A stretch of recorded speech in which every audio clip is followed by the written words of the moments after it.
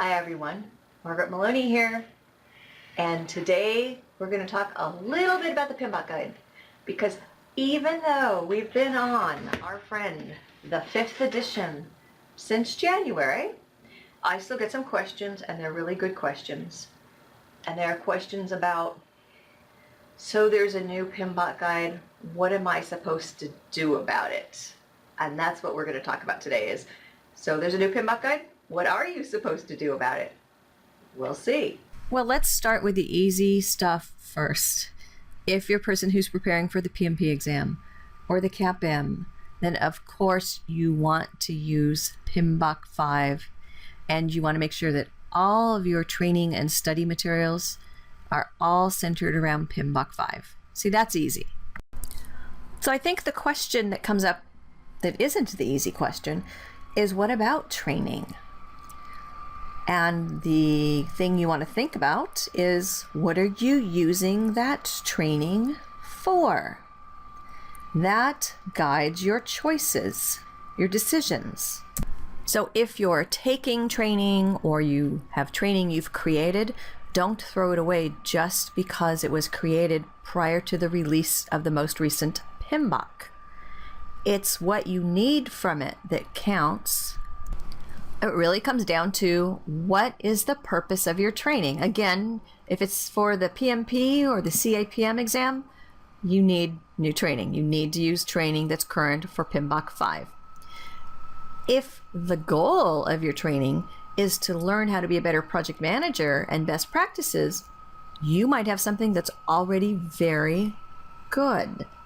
There's plenty of good training around the basics that are going to be the basics no matter what for a long, long time. We call them classics.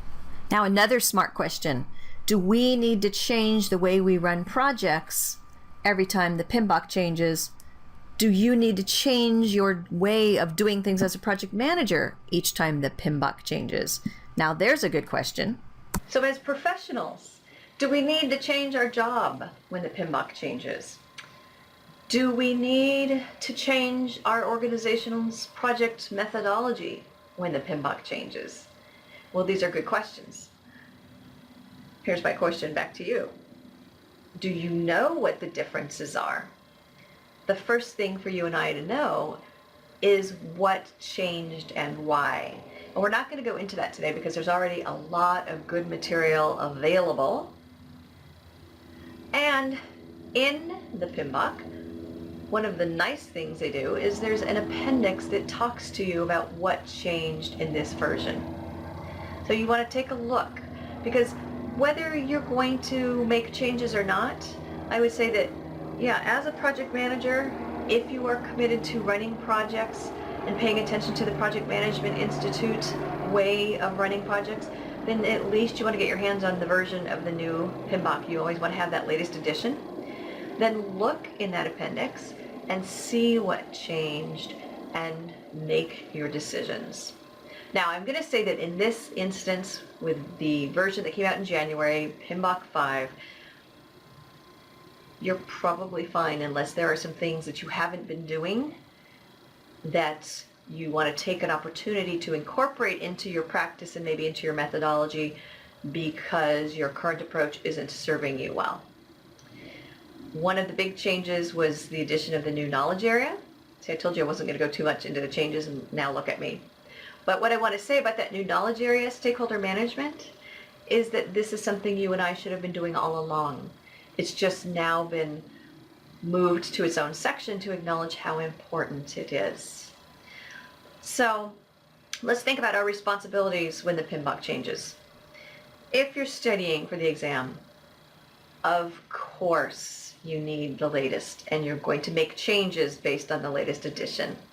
If you have current training that you're either going to take or that you're giving, either way, take a look at it.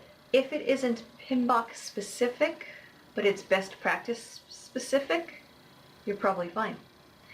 But if you are looking at training and it really does map to the PMBOK guide, then you always want to get the training that maps to the most current PMBOK guide, in this case right now, the 5th edition. Should you change how you do your job?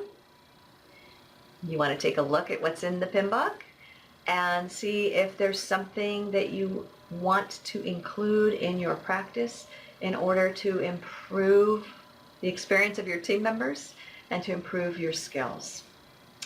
And that's it for now. Thanks for all your excellent questions and feedback. Bye for now.